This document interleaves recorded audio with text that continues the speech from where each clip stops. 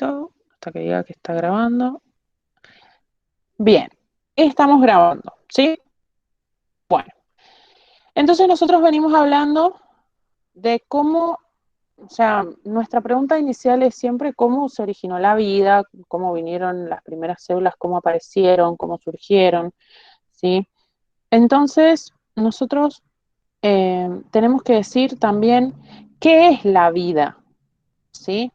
¿Para qué? O sea, ¿cómo consideramos que algo está vivo? ¿Sí? Los seres vivos en realidad tienen características comunes, bien, que obviamente les permiten distinguirlos de lo que es inerte, la materia inerte, ¿sí?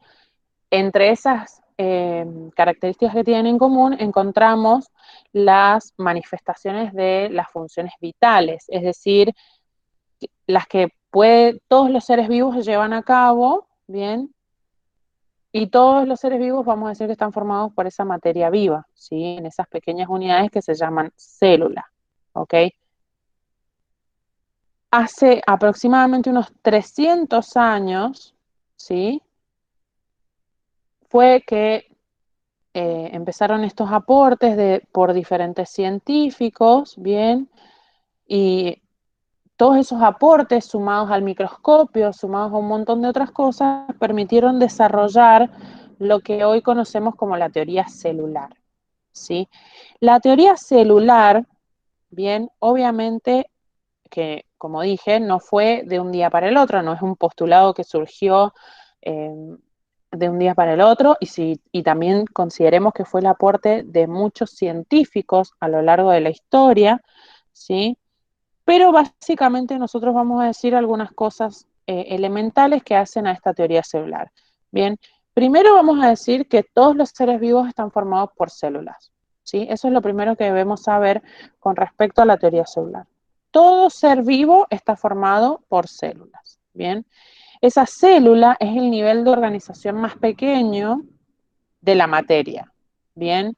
Obviamente que la célula tiene capacidades especiales, como la capacidad de metabolizar, o sea, tener un conjunto de reacciones químicas en su interior que le permiten obtener energía y obtener materia orgánica, ¿bien? Desde a partir de otros compuestos, ¿sí? Entonces, todos los seres vivos están formados por células. La célula es la unidad estructural y funcional de todos los seres vivos, ¿sí? Eso es importante. Todas, como dije, ese conjunto de reacciones químicas que suceden en la célula nos permiten a mantenernos como individuos, ¿sí? Como especie, ¿bien? Que ese también es otro de los postulados de la teoría celular, ¿sí? Todas las reacciones químicas que tienen lugar en un ser vivo, incluidos aquellos procesos que participan liberando energía o tienen reacciones fotosintéticas, todos esos procesos suceden, perdón, dentro de las células, ¿bien? Ocurren en el interior de las células, ¿sí? Las células, tanto que las estamos mencionando, tenemos que decir que las células únicamente pueden originarse a partir de otras células, ¿sí? No es que surgen así como de la nada, sino que se requiere una célula para que existan otras diferentes células, ¿sí? Las células además tienen la información genética necesaria, ¿sí? De esos organismos de los cuales forman parte, ¿bien? Y tienen la capacidad de transferir esa información genética, transmitir a sus células hijas, ¿bien? O sea que no solo la contienen a la información genética, sino que son capaces de eh, transferirla. Bien, esos serían a grandes rasgos los postulados, ¿sí? De la teoría celular. Eso es la teoría celular. Ahí viene la Aldana. Estamos grabando, Aldi. Bien, entonces serían esos 5 elementos que dijimos, ¿bien? Todos los organismos están compuestos por células, la célula es la unidad estructural y funcional de todos los seres vivos, todas las reacciones que suceden en esos organismos vivos suceden en la célula, ¿bien? Y las células solo pueden originarse a partir de otras células que, además, esas células tienen la información genética necesaria y la pueden transmitir a sus células hijas, ¿bien? De eso hablamos cuando hablamos de teoría celular. Pero dijimos nosotros, ¿bien? que los seres vivos tienen un conjunto de características que en realidad los ayudan a diferenciarse de la materia inerte y que se llama una manifestación de funciones vitales.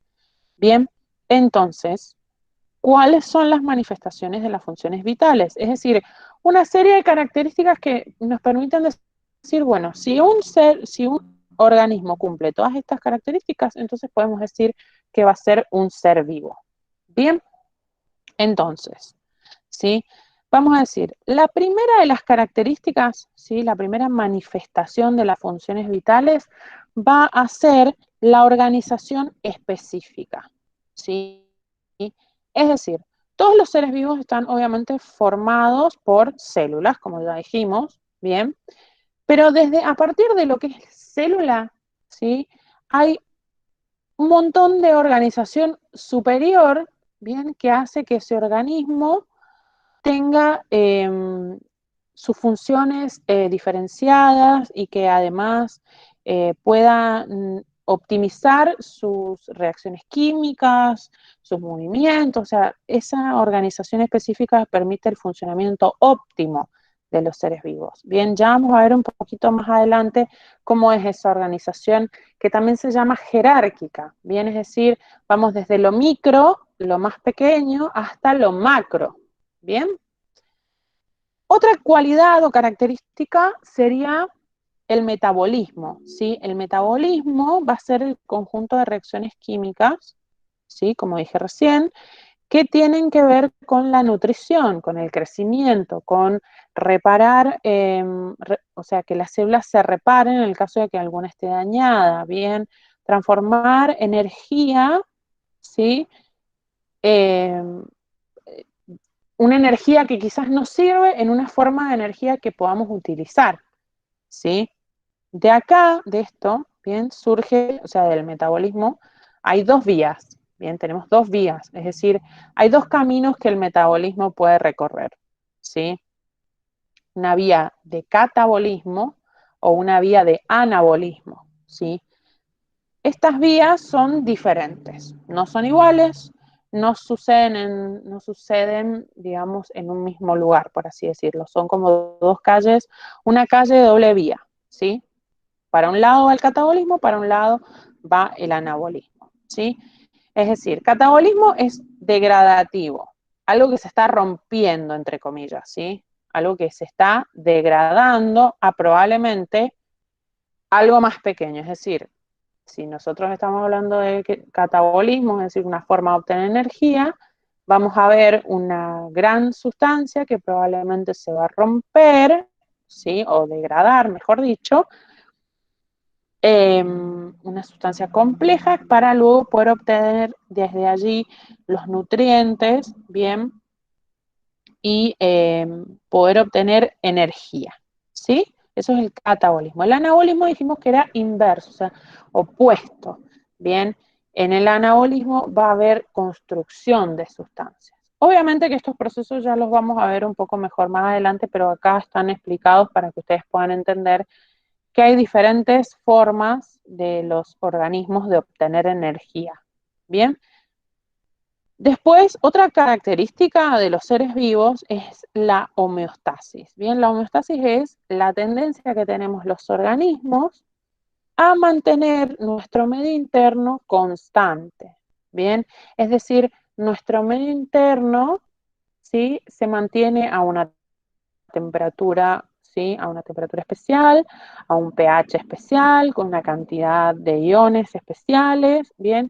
Que no son las del medio que nos rodea, ¿bien? Es decir, si hacen 40 grados, ¿bien? En verano, los días de mucho calor, nuestro cuerpo no está a 40 grados, ¿sí? Sino que nuestro cuerpo se mantiene a una temperatura constante de 36, 36,5, ¿sí? Entonces, ¿qué sucede? Suceden diferentes elementos a través de nuestro cuerpo, como por ejemplo la transpiración, que nos va a ayudar a refrescarnos si nos empezamos a calentar mucho para mantener esa temperatura. Bien, esa es la homeostasis. Bien, lo mismo si hace frío. Ahora, por ejemplo, hace frío, ¿sí? Deben hacer, no sé, qué sé yo, 10, 6, 8 grados. nuestro cuerpo sigue estando a 36,5. Ese es el ejemplo más claro que les puedo dar sobre lo que es la homeostasis. Bien. Otra cualidad o característica que tienen los seres vivos es el crecimiento, ¿sí? Es decir, aumento de volumen. Crecimiento es aumento del volumen de esa materia que compone ese organismo vivo, ¿sí? Es decir, que aumenta el tamaño de las células. Bien, el número de las células también se puede referir a este crecimiento. Obviamente que los seres vivos tienen motilidad. Bien, es decir, en algún punto de la vida, o sea, de la existencia de ese organismo se mueve. Bien, es decir, desde el movimiento en el citoplasma mismo adentro de cada célula que haya movimiento, hasta el desplazamiento de todo un ser vivo completo, ¿sí? Algo que repta, algo que camina, bien, algo que trepa, ¿sí? Tenemos otra cualidad, la irritabilidad. Bien, la irritabilidad tiene que ver con una respuesta, es decir, es la respuesta que los seres vivos tenemos frente a un estímulo, bien, un estímulo físico, un estímulo químico, que provienen del ambiente, es decir, del mundo externo, ¿sí? ¿A qué le llamamos estímulo? ¿Sí? Estímulo. Si estamos hablando, por ejemplo, del mundo animal salvaje, bien, los aromas, bien, la capacidad de detectar una presa, detectar dónde está el agua, ¿sí? Esos son estímulos, bien. Esos van a representar estímulos, ¿sí? La reproducción es otra cualidad que tienen los seres vivos, ¿sí? Que esto quiere decir que, ¿sí? Que todos los seres vivos provienen de otro, ¿bien? Y que tienen la capacidad de esos seres vivos de procrearse, ¿bien? Y continuar o perpetuar la especie, ¿sí? Además, sí, otras dos cualidades que vamos a encontrar, y estas son las dos últimas, las manifestaciones de las funciones vitales, que tienen que ver con la adaptación y la evolución, ¿bien? La adaptación, o sea, que los seres vivos tengan la capacidad de adaptarse, quiere decir que pueden adquirir una característica que es nueva, bien, que le permite sobrevivir a un cambio o a una modificación en el ambiente en el que habitualmente existen, o sea, viven, ¿sí? Eso quiere decir adaptación, bien, adquirir una cualidad para poder sobrevivir, ¿sí? Para poder mantenerse a pesar de los cambios que sucedan en el medio ambiente, ¿sí? Y tenemos la evolución, como dije, que la evolución implica cambios anatómicos, funcionales, es decir, que van a tener que ver con el cuerpo, bien anatómico, o sea, con la anatomía, y funcionales que estos seres vivos van a experimentar a lo largo del tiempo. Bien, la evolución es irreversible, entonces un cambio evolutivo no puede volver para atrás. ¿Sí? Una vez que ese cambio sucedió y va a ser una cualidad que va a ser heredable a lo largo del tiempo. ¿Sí? ¿Alguien tiene alguna duda hasta acá con esto que hemos visto sobre los seres vivos? No, profe, ninguna. No, profe. No, profe, todo bien. No, profe. Bien, perfecto. ¿Alguna duda, Maxi? Bien. Bueno, entonces acá nosotros estuvimos hablando un poco de metabolismo y dijimos un poquito sobre las reacciones químicas, bien, y estuvimos mencionando cómo hacen los organismos para obtener energía, bien, los organismos cómo obtienen, ¿sí?, su energía. Entonces nosotros vamos a decir, a ver, una vez que ya existieron, digamos, nosotros estudiamos los organismos de ahora, pero obviamente que hace cientos de miles de millones de años atrás, cuando aparecieron los primeros organismos, bien, no era todo, o sea, no existían como los conocemos ahora y obviamente no se alimentaban, entre comillas, no obtenían energía ni los nutrientes de la misma forma que los que conocemos hoy. Bien, Entonces, ¿sí? Los organismos modernos, bien, los que estudiamos ahora, ¿sí? Pueden satisfacer esos requerimientos energéticos, bien, ojo ahí que no dije alimentarse, sino eso, ¿sí? Satisfacer un requerimiento energético a través de dos formas, ¿sí? Mediante dos maneras, básicamente. Algunos organismos van a incorporar una molécula orgánica del ambiente, ¿sí? Que luego van a degradar, o sea, esa gran molécula la van a tomar y la van a degradar, y a partir de esa molécula van a obtener energía y componentes estructurales. Bien, estos organismos son heterótrofos. Bien, dentro de este grupo de organismos encontramos a los animales, bien, nosotros, ¿sí? Pero también están en este grupo de organismos los hongos, por ejemplo, y alguno que otro organismo unicelular. Bien, esos serían los organismos heterótrofos. Incorporan una molécula orgánica del exterior que luego degradan para producir energía y obtener, o sea, para obtener energía y generar componentes de la estructura, componentes estructurales. Bien, eso sería heterótrofo, ¿sí? Algunos otros organismos, ¿sí? No se manejan de esta forma, sino que ¿qué hacen? Sintetizan, es decir, fabrican, siempre que ustedes escuchen la palabra síntesis, implica formación, ¿sí? Entonces, algunos organismos fabrican, sintetizan sus propias moléculas orgánicas, que obviamente tienen mucha energía, ¿bien? Y las fabrican a partir de una sustancia inorgánica, ¿bien? Una sustancia inorgánica simple. Entonces no requieren ese ingreso del exterior. Bien, estos son los organismos autótrofos. ¿Sí? En este grupo encontramos a las plantas, ¿sí? Y a las bacterias, por ejemplo. Muchas bacterias y muchos protistas que ya vamos a estudiar más adelante quiénes son las plantas, quiénes son las bacterias y todo eso. Pero se los digo como para que tengan una referencia de quién está en cada grupo, por así decirlo, ¿bien? Quiénes son heterótrofos y quiénes son autótrofos, ¿sí? Obviamente que hay de ambos, ¿sí? Tanto heterótrofos como autótrofos, una representación bien fósil, es decir, de un microfósil, ¿sí? Entonces se puede comprobar la existencia de estos organismos en la historia, ¿bien? Nosotros vamos a aceptar y vamos a entender que, o sea, podemos decir de dos maneras, ¿sí? Muchos científicos van a sostener que las primeras células fueron heterótrofas, ¿sí? Es decir, a medida que habían más organismos heterótrofos, mucho más número, ¿sí? De organismos heterótrofos, esas moléculas que existían en el ambiente, esas que estábamos hablando, esas moléculas complejas que existían en el ambiente, que se formaban, bien, habían empezado a haber competencia por esas moléculas, ¿bien? Y a partir, entonces, ahí surgían los heterótrofos. A partir, o sea, a lo largo del tiempo, se supone que han aparecido los organismos autótrofos que podían sintetizar sus primeras, o sea, sus propias moléculas en lugar de consumirlas, las que estaban presentes en el exterior, ¿sí?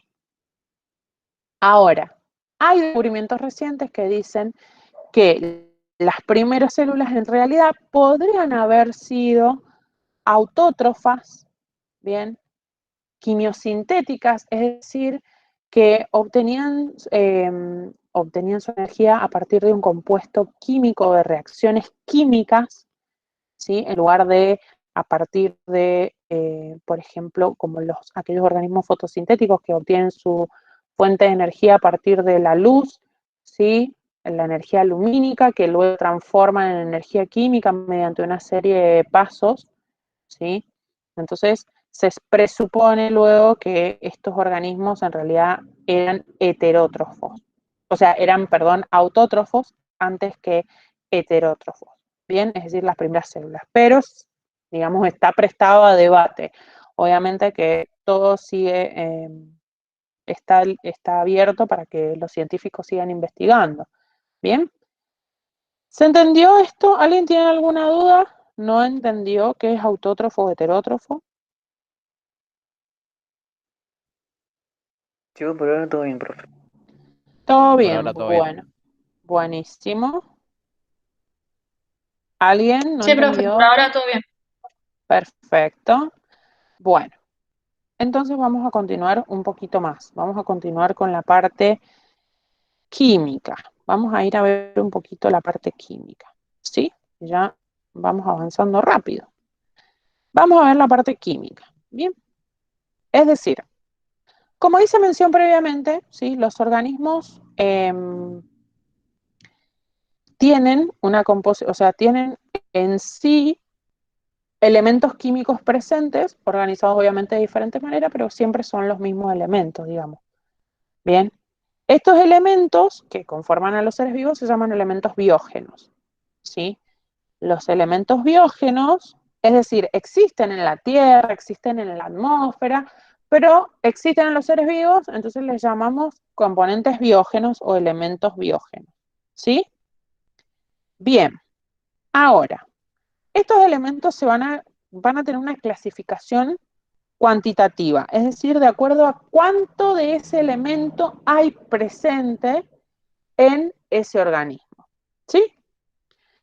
Tenemos, en primera instancia, los elementos primarios, bien, que son elementos sumamente numerosos, es decir, 98% del peso corporal está representado por estos elementos, que serían oxígeno, carbono, hidrógeno, nitrógeno, calcio y fósforo.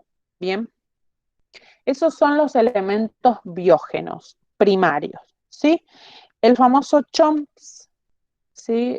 Muchas veces si han tenido química en la secundaria han visto esas iniciales, que es carbono, hidrógeno, oxígeno, nitrógeno, fósforo y azufre, ¿sí? Algunos ponen el azufre en esta categoría, otros ponen el calcio en esta categoría, ¿bien? ¿Sí? Entonces acá hay diferentes proporciones, ¿sí? Tenemos oxígeno 65%, carbono 18%, hidrógeno 10%, nitrógeno 3%, calcio y fósforo, ¿bien? Y ese sería como el porcentaje de cada uno que está presente y conforman ese 98%, ¿bien? Tenemos los elementos secundarios, elementos biógenos secundarios. Dentro de estos elementos nosotros encontramos potasio, azufre, sodio, cloro, magnesio y hierro. Bien, que obviamente están en porcentajes muchísimo menores. Fíjense, 98% del peso corporal son los primarios, el resto está en muchísima menor cantidad. ¿Esto qué quiere decir? Estos elementos, por más de que estén en una menor cantidad, ¿los podemos desestimar y decir que son menos importantes? La respuesta es no. Bien, son igual de importantes que los otros elementos que están en una gran cantidad, salvo que estos están en una pequeña proporción, ¿sí? Y además tenemos al final los oligoelementos, ¿sí? O sea, como una tercera categoría, los oligoelementos, que están en una pequeñísima cantidad en relación con el resto, ¿sí? Dentro de estos elementos, los oligoelementos, tenemos el yodo, el cobre, el manganeso, el cobalto, el zinc y el molibdeno. Bien, esos son los diferentes elementos que tenemos dentro de los oligoelementos. ¿Sí? Recordemos, son todos igual de importantes, no podemos desestimarlos ni decir que son menos importantes porque están en menor cantidad. Bien, ahora, estos elementos no están sueltos, ¿sí? No es que están ahí flotando en nuestro cuerpo, sino que forman compuestos, ¿bien? Estos elementos se organizan formando un compuesto, ¿sí? ¿Qué compuestos? Compuestos orgánicos y compuestos inorgánicos, ¿sí? Tenemos esos dos tipos de compuestos, orgánicos e inorgánicos. Bien, los inorgánicos, ¿sí? El más popular, digamos, el más reconocido de estos elementos es el agua, ¿sí? El agua constituye entre el 50 al 95% del peso corporal de un adulto, ¿sí? Eso sería básicamente lo que es el agua, la importancia del agua, ¿bien? Dentro de esta misma categoría de los compuestos inorgánicos tenemos los sólidos minerales, es decir, aquellos, ¿sí?, que van a formar los tejidos duros. ¿Cuáles son nuestros tejidos duros? Los dientes, ¿sí? Nuestros dientes, nuestros huesos, ¿bien? Esos son los tejidos duros, ¿bien? Estos elementos se encuentran formando, o sea, los elementos que que forman esos tejidos duros son los fosfatos de calcio, ¿bien? Es un elemento muy popular entre nuestros tejidos duros, ¿sí? Porque son elementos compuestos insolubles, ¿sí? El resto de los componentes inorgánicos son iones en general, ¿sí? Y participan en, obviamente, funciones vitales, sí, porque como dije, son de igual importancia, ¿bien? Ahora vamos a pasar a hablar de los compuestos orgánicos, ¿bien? O los componentes orgánicos, ¿sí? Los compuestos orgánicos representan la mayor cantidad de sólidos que tenemos presente en nuestro organismo, ¿sí? Acá el elemento principal, estrella, es el carbono, ¿sí? En este grupo nosotros vamos a meter 4 grandes categorías que vamos a estudiar, ¿sí? Es decir, entre los componentes inorgánicos, obviamente que hay otras categorías de componentes inorgánicos, pero nosotros vamos a estudiar solamente 4. Las proteínas, los ácidos nucleicos, el ADN y el ARN están en esos ácidos nucleicos, los lípidos y los hidratos de carbono. Y esas serían las 4 categorías que son de nuestro interés. Obviamente que hay otras categorías que tienen que ver con las vitaminas, ¿sí? Algunos tipos de hormonas y algunos pigmentos, ¿sí? Que también son de importancia biológica, pero están fuera de estos grupos, estos 4 grupos que son de nuestro interés y de los que vamos a estudiar. Bien, entonces hablemos un poquito de qué son, ¿sí?, estos componentes. Bien, vamos a ahondarnos, a meter un poquito qué son estos componentes orgánicos. Bien, atentis, esto es de química, ¿sí? Porque no vayan a pensar que esto es de biología. Esto es de química, pero como es de importancia biológica, lo vemos en biología también, ¿sí? A ver, dijimos, uno de los grupos que mencionamos fueron los hidratos de carbono. Bien, los hidratos de carbono, ¿sí?, también se llaman carbohidratos, también se llaman glúcidos, también se llaman sacáridos, ¿sí? La función principal, esencial que tienen estos hidratos de carbono es que son una fuente primaria de energía química para los sistemas vivos, ¿bien? Es decir, fuente de energía para los sistemas vivos como los conocemos, ¿sí? A ver, dentro de estos sistemas vivos encontramos diferentes ejemplos, ¿bien? Tenemos algunos muy populares, como por ejemplo la glucosa, ¿sí?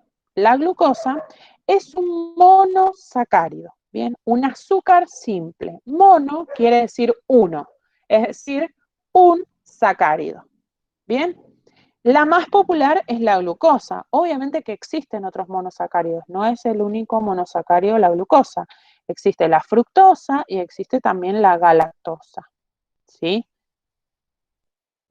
Si nosotros juntamos un monosacárido con otro monosacárido, forman algo que se llama disacárido, es decir, dos sacáridos, ¿bien?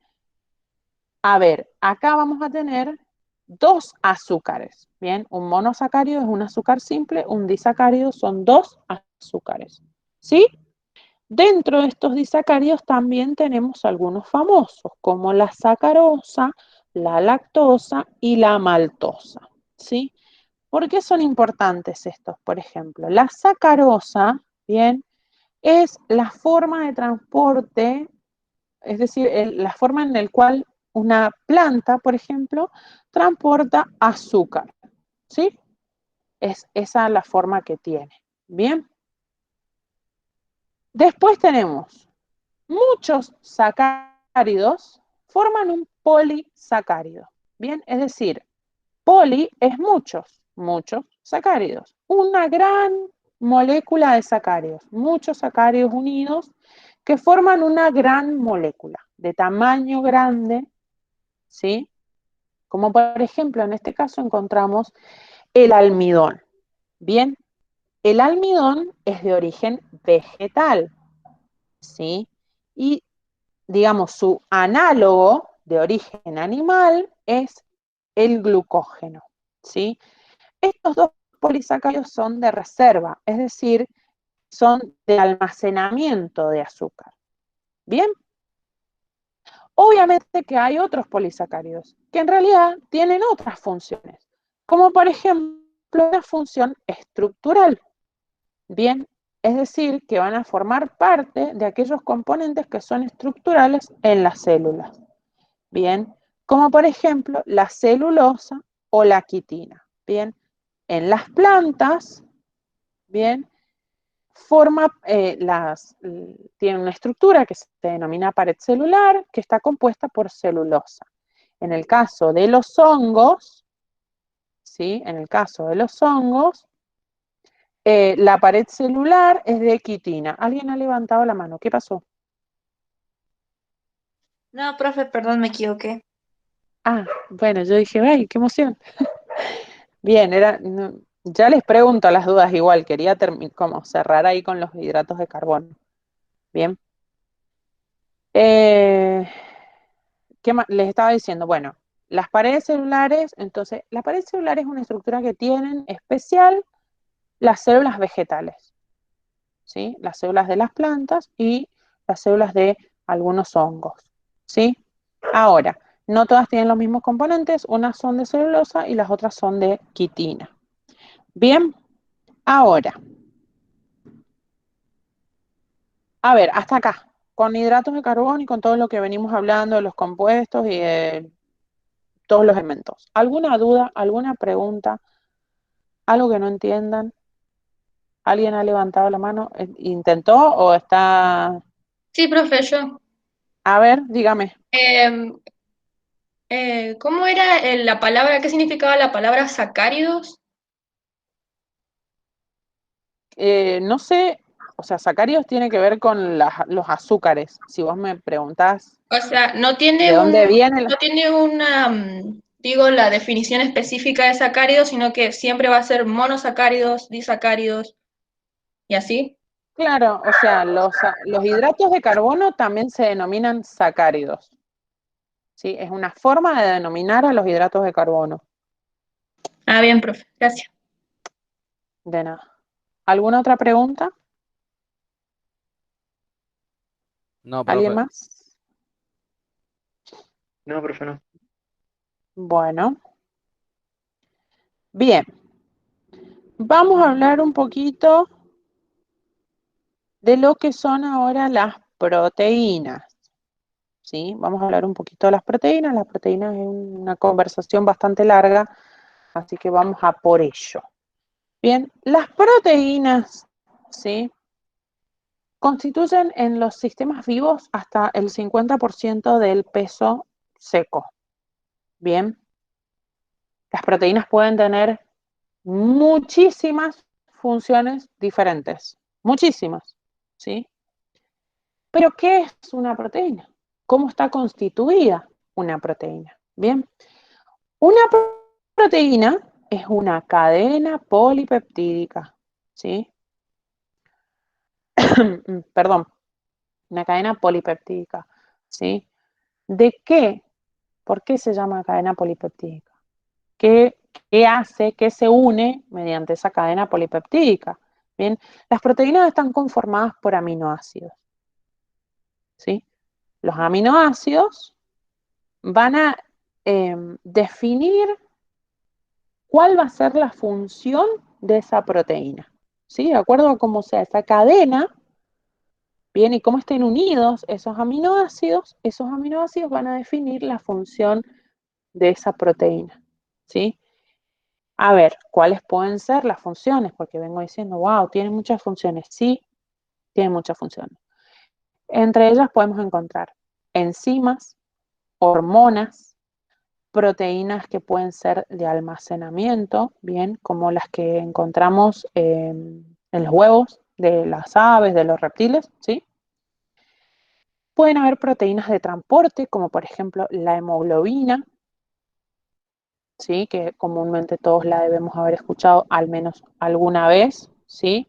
Hay proteínas contráctiles, ¿sí? Es decir, proteínas que vamos a encontrar en los músculos, ¿sí? Esas son las proteínas contráctiles. Tenemos las inmunoglobulinas, perdón, que son anticuerpos, es decir, participan en la línea de defensa de nuestro cuerpo, en el sistema inmune, ¿sí? Tenemos proteínas de membrana, muchas proteínas estructurales, como por ejemplo el colágeno, la queratina, ¿sí? Que están presentes en nuestra piel, en los tendones, en los ligamentos, ¿bien? El colágeno, ¿sí? Bien, todo el mundo por ahí ha escuchado hablar del colágeno, ¿sí? Ahora, nosotros vamos a estudiar más específicamente qué es una enzima, ¿sí? Vamos a hacer hincapié, nos vamos a meter a decir, bueno, ¿qué es una enzima? ¿Sí? Nosotros dijimos, una proteína puede tener una función de enzima, ¿sí? Sigue siendo una proteína, ojo.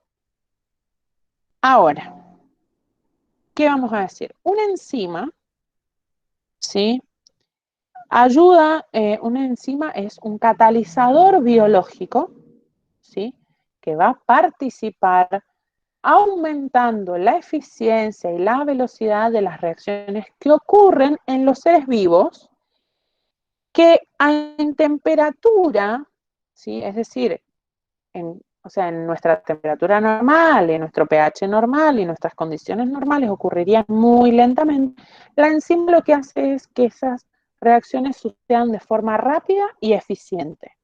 Bien, además, ¿sí? Esa enzima no se degrada, es decir, no cambia, no se rompe, no se desgasta, por así decirlo, ¿bien? Sino que se mantiene trabajando, ¿bien? Sin modificarse, ¿sí? Ahora, ¿de dónde salen las enzimas? ¿Sí? ¿Cómo, de dónde? ¿De dónde vienen las enzimas? ¿Sí? Las enzimas se sintetizan como un precursor inactivo. Es decir, un precursor es un elemento que luego va a formar parte de otro elemento y ahí se activan y forman esto que nosotros vamos a conocer como enzima. Pero antes se va conformando de a pedacitos, digamos. ¿Bien? Eso es un precursor, ¿sí? En el caso de las enzimas, como decía, se forman a partir de un precursor inactivo que se llama zimógeno, o que se llama proenzima, o que se llama preenzima. ¿Bien? Ese precursor, ¿sí? El precursor, eso que yo vengo diciendo, el precursor, en realidad es una proteína simple que se va a transformar en una enzima activa por un proceso particular que se denomina hidrólisis. ¿Bien? Eso sería lo que tenemos que saber de proteínas, lo que queremos saber de enzimas. ¿Dudas, preguntas, consultas? Profe, ¿podés repetir lo último que dijiste después de lo del simógeno? Después de lo del zimógeno, ¿qué dije? Que esos precursores, ¿sí? Los precursores, ¿se acuerdan? O sea, yo dije que las enzimas se sintetizan a partir de precursores inactivos. Bien, esos precursores inactivos se llaman zimógenos. ¿Qué es un precursor? En general es una proteína, ¿sí? Una proteína simple, común y silvestre, que se va a transformar en una enzima activa a través del proceso de hidrólisis, ¿sí? Un proceso de hidrólisis. ¿Sí? Sí, profe, gracias. Bien, ¿me escuchan bien? Sí, Sí, profe. Perfecto. Bien, bien, bien. Bueno, ¿dudas, preguntas? ¿Alguien más? Sé que es como mucha información de golpe, pero bueno, venimos bien. No, sí, bien, por ahora bien. Bien, cualquier cosa, si ustedes luego leen y les surgen dudas, obviamente que lo podemos charlar la próxima clase, ¿sí? No se Profe, una preocupen por eso. pregunta. ¿Nos va a hacer Diga. un trabajo práctico para reforzar estos conocimientos? Sí, luego de cada unidad tiene su trabajo práctico. Sí, lo podemos hacer en clase si quieren, lo podemos hacer en el momento que, o sea, lo pueden intentar hacer ustedes solos y luego lo debatimos en clase, pero eso lo vamos a ver cuando terminemos recién la unidad, todavía nos falta un poquito, por eso no lo he mencionado, pero sepan eso, que cada unidad tiene su trabajo práctico. Ok, muchas gracias, profe. Por nada. Bien, vamos a hablar de otros componentes que estábamos hablando de los componentes orgánicos, ¿verdad? Vamos a hablar entonces ahora de lo que son los lípidos, ¿sí? Un lípido, en general, es una molécula que almacena energía, ¿sí? Pero obviamente que esa no es su única función. Los lípidos tienen otras funciones, ¿sí? En general, los lípidos se encuentran en forma de grasa o se encuentran en forma de aceite, ¿bien? Pero también tienen funciones estructurales, ¿sí? Es decir, que van a formar parte de membranas biológicas, etcétera. Ya lo vamos a ver cuando lleguemos a la unidad de célula y estudiemos la membrana celular. Bien, dentro de esos lípidos estructurales encontramos a los fosfolípidos, bien, también los glucolípidos, ¿sí? A ver, ¿qué es un lípido? Porque después me van a preguntar y, o sea, que el hecho que yo les diga que es un lípido en realidad los va a confundir más, pero yo les quiero decir que es un lípido igual, ¿sí? Un lípido, o sea, estructuralmente, químicamente, un lípido consiste de glicerol y ácidos grasos. Bien, esos son los dos componentes que tiene un lípido, es decir, va a formar tipo una cabeza y una cola. Bien, ahora, esa composición glicerol más 3, por ejemplo, ácidos grasos se denomina triglicéridos. ¿Sí? ¿Le suena ese nombre? Los triglicéridos. ¿Sí? Ahora, Sí. claro, los triglicéridos son los conocemos en los análisis. Bien. Ahora, si nosotros reemplazamos, es decir, quitamos uno de esos ácidos grasos y ponemos en su lugar un fosfato, eso se llama fosfolípido y eso genera una cabeza y una cola, como dije yo recién, ¿sí? Una cabecita, una especie de cuellito y una cola. Bien, eso es para que sepan estructuralmente cómo, cómo estaría orientada la molécula, ¿sí? Porque después cuando en química se encuentren con esto es importante, ¿sí? Bien, obviamente que estos no son los únicos que hay, sino que hay otros, ¿sí? Hay otros lípidos importantes, pero esos son, o sea, los fosfolípidos son como los más populares, los más importantes que tenemos presente porque, como dije, forman parte de las membranas celulares, las membranas biológicas. Bien, ahora, dentro de este grupo de lípidos, nosotros vamos a estudiar un compuesto que no es un lípido, ¿sí? Sino que es un esteroide. Y estoy hablando del colesterol, ¿sí? Es decir, no se parecen a los lípidos, los esteroides. No son parecidos, no son lípidos. Pero como son funcionalmente, o sea, como son, perdón, insolubles en agua, los estudiamos como en esta categoría, ¿sí? Pero el colesterol no es un lípido, ¿sí? Es un esteroide. Bien. El colesterol, ¿sí? Al igual que los fosfolípidos, también está presente en las membranas celulares, en las membranas biológicas. Bien. La presencia de este esteroide en una membrana celular de una célula animal, ¿sí? Le confiere, le da a esa célula animal cierta rigidez y además evita que esa célula, o sea, que se congele, ¿bien?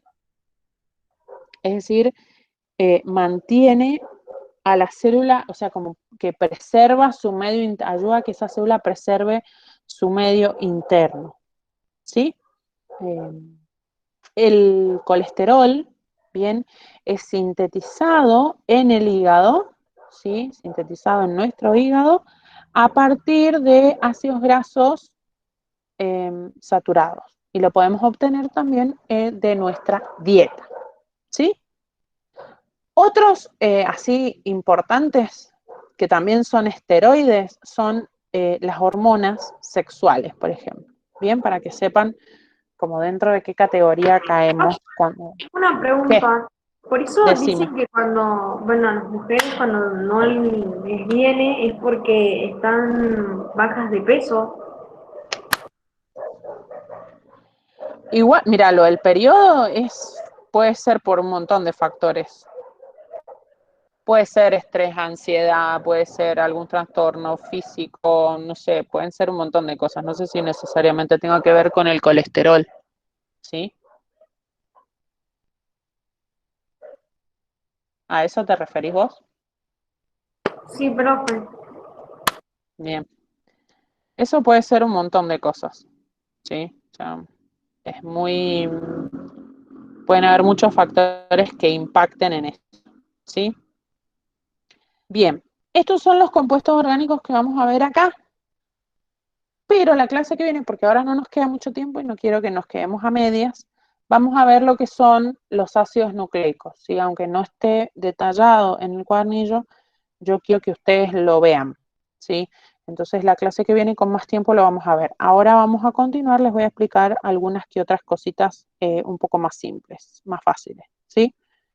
Que me requieren menos tiempo. Bien. Cuando estaba hablando de los seres vivos, no sé si recuerdan hace un ratito atrás, cuando estaba hablando de los seres vivos, yo dije, bueno, que la primera cualidad que mencioné fue que los seres vivos tienen una organización específica, que podíamos llamar también organización jerárquica, ¿sí? Esos son los niveles de organización que tiene la materia en general, ¿bien? Es decir, cómo se va a organizar este ser vivo, que es un sistema que es altamente complejo, ¿sí? De acuerdo desde lo micro, como dije, lo pequeño, hasta lo macro, ¿bien? Hasta lo grande, ¿sí? Entonces, tenemos estos niveles que se llaman niveles de organización biológicos, ¿ok? El primer nivel, ¿sí? El nivel de organización más simple de la materia es el nivel subatómico, ¿bien? Este nivel tenemos los protones, los neutrones y los electrones, ¿sí? Eso es el nivel subatómico, ¿bien? El nivel de organización más simple de la materia. Esos tres elementos constituyen un átomo y ese es el nivel atómico, ¿bien?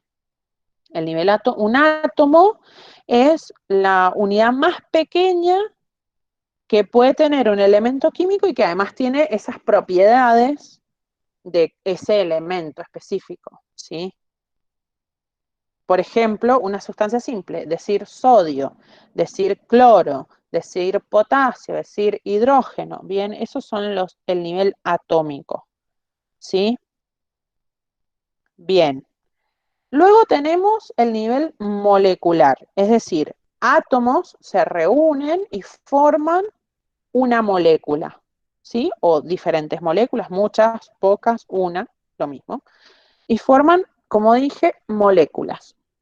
Estas moléculas, ¿sí? Las vamos a clasificar en tres categorías. Tenemos inorgánicas, orgánicas o complejas. ¿Bien?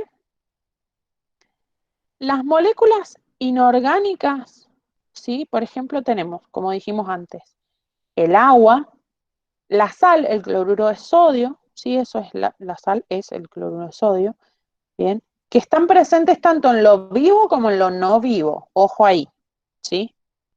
Después tenemos el nivel macromolecular orgánico, ¿bien? En el que vamos a encontrar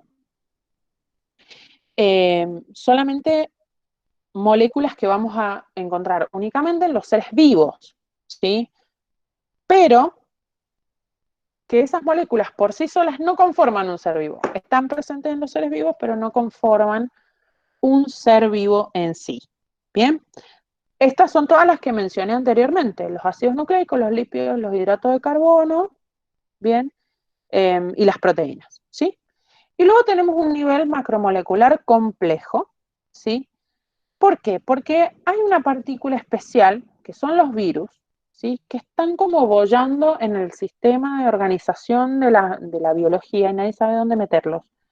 Bien, pero en este nivel de macromoléculas complejas vamos a encontrar al virus, ¿sí? ¿Por qué? Porque un virus es una partícula, ¿sí?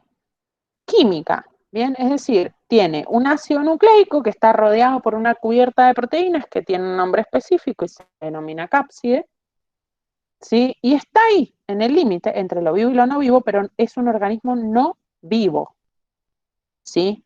No está formado por células, pero pueden llegar a tener una manifestación de vida, es decir, pueden llegar a tener, a realizar a metabolizar, bien, o a reproducirse, siempre y cuando estén en una célula, es decir, una célula que les preste los elementos y las máquinas que están presentes en esa célula que le permiten justamente realizar todas esas funciones, ¿sí? Entonces decimos que un virus es una partícula, una macromolécula compleja no viva, ¿bien? No es un ser vivo. Después tenemos nivel protoplasmático y celular, ¿bien? O nivel únicamente celular, ¿sí? Aguarden un segundito, chicos, que tengo un inconveniente.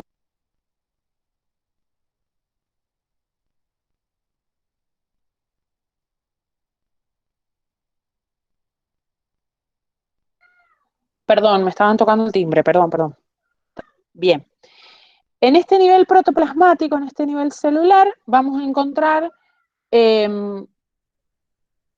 al principio, nosotros decíamos que este nivel incluía solamente las células procariotas, unas células sin núcleo. Bien. Pero el nivel celular decíamos que era únicamente la célula eucariota y el nivel protoplasmático únicamente la célula procariota, ¿sí? Obviamente, ambas son células. Una célula procariota es una célula eucariota es una célula. No se preocupen que ya vamos a estudiar más adelante qué es una célula, ¿sí? ¿Qué son las células, cómo se diferencian y cómo funcionan, ¿sí? Ahora, un montón de células, ¿sí? Es decir, en un organismo que es pluricelular, es decir, que hay muchas células presentes, bien, las células se van a agrupar de acuerdo a una función específica, ¿sí? Y esto conforma lo que conocemos como tejido. Este tejido puede ser muscular, nervioso, conectivo, etc. Bien, estos tejidos, y con esto ya cierro, estos tejidos, ¿sí? Se agrupan en una estructura, ¿bien? Y esa estructura determina un órgano, ¿sí? El corazón, el hígado, el riñón, la piel, ¿bien? Estos órganos se agrupan entre sí para realizar una función coordinada con otros, ¿bien? Y esos son los aparatos o los sistemas que están en el aparato, que están presentes en nuestro cuerpo, ¿sí? Los aparatos o los sistemas, como por ejemplo el digestivo, el circulatorio, el sistema nervioso, etc. ¿Bien? Ahora, les digo esto rápidamente y terminamos, con esto cerramos, ¿sí?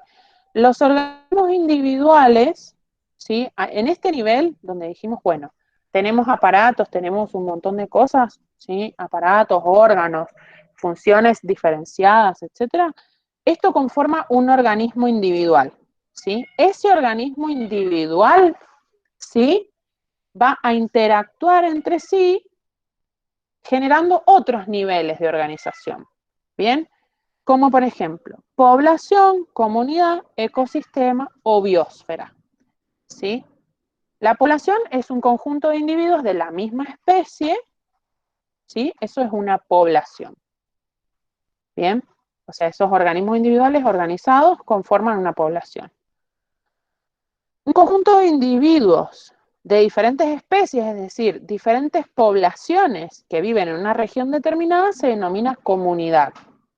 ¿Bien? ¿Cómo interacciona la comunidad? Con el medio físico, es decir, con el medio. Eso se denomina ecosistema, ¿bien? Y el ecosistema mayor, digamos, que incluye a todos los ecosistemas que están presentes en la Tierra, se llama biosfera o ecosfera. ¿Bien? Bien, chicos. Por favor, yo les voy a pedir que lean, ¿sí? Hasta lo que hemos visto. Y la clase que viene vamos a trabajar, obviamente, con todas las dudas que surjan, vamos a terminar de ver esta unidad y vamos a realizar el trabajo práctico. Así, si quedan dudas o problemas o lo que sea, lo vemos todo en clase. ¿Ok? Ok. Bueno, profe. Buenísimo, profe. Bueno, profe. Listo.